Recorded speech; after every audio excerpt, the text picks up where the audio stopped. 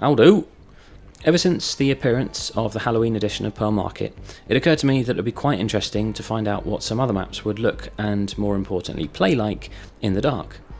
Even before that CTE update, I'd knocked up my own version of Pearl Market Night because it seemed like the sort of map that would suit that environment.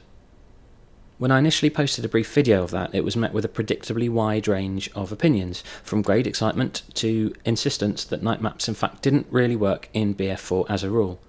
And then Halloween came along and the CTE got a DICE official nighttime version of Pearl Market that people could actually play on, with a properly configured environment and additional illumination added by a very clever chap called Thomas Wright at DICE. In his spare time, by the way. Not only did it look fantastic, but it was tremendous fun to play. In fact, it was easily the most requested and most played map over the Halloween period. Any of the CTE servers that rotated over to it filled up instantly.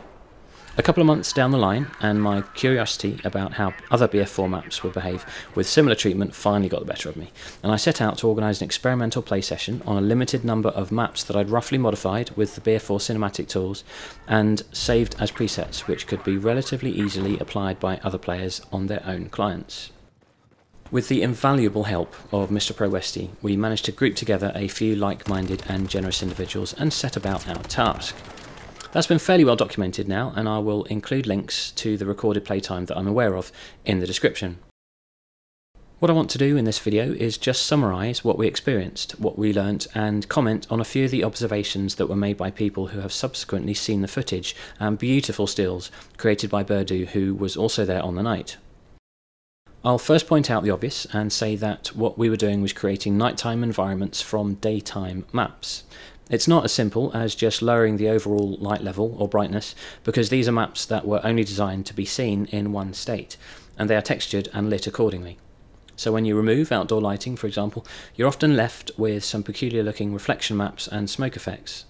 There's not a great deal I can do about that, not without a lot of work anyway, so we were compromised to some degree with what we could do to create our nighttime feel. Removing outdoor light completely seemed to be a good place to start though. Altering the tone map alone to make things darker doesn't really help that much, because it also brings down the level of the individual lights that are in the map, so you can't get that nice contrast between light and dark areas. And as I can't adjust the level of existing lights on their own yet, it made sense to keep the tone map up and remove outdoor lighting entirely. However, this also gave us a starting point in terms of how dark can a map be and still be playable. And we were starting with as dark as it's possible to make a map, basically pitch black. I think we knew before we started that this wasn't going to be ideal. Unless you have something to silhouette against, you can't see players or map features at all without the help of a torch or existing light source. It was also noted that the beam of the torch was generally considered to be a little too narrow. Now I have to say, in its own way, it was tremendous fun to play like this, and it gave some real sense of immersion, as well as some jump out of your skin moments, and in some cases blind panic. Great for us on the night, but perhaps not a great way for everyday play on a 64-player server. That said, the illumination from muzzle flashes, tracer, rockets and fire was truly exceptional. It was beautiful. So the ideal solution is some sort of in-between, a balance between immersive darkness and, in some cases, fog, combined with playable levels of light and texture. For me personally, something like Tehran Highway from BF3 is not what I'd be looking for. Although darker to a small degree, it was more of a tint than a change in conditions, and I think it's going to be important for night maps to not only look different, but also challenge the player to adopt different playstyles. Let's not forget Hangar 21, of course, BF4's only standard issue retail game night map currently. It's dark, but still relatively well lit, with that bright moon shining down across the snow-laden mountains. There will always be the group of players that complain about change, and the group of players that complain when there isn't enough change. I really do think it's important that you should be forced to adapt slightly, not only to separate the day versions from the night versions of the same map, but also to add another layer of complexity and interest for the player. It may also serve to extend the life of BF4 as a whole. It's a tremendous opportunity for the devs, I think, if they can get that balance right. Reading the comments to some of the images and videos of that night, I saw a number of references to the Arma series, it being the apparent benchmark for nighttime gameplay, and it may be, but look at the sort of nighttime play that tends to come from it.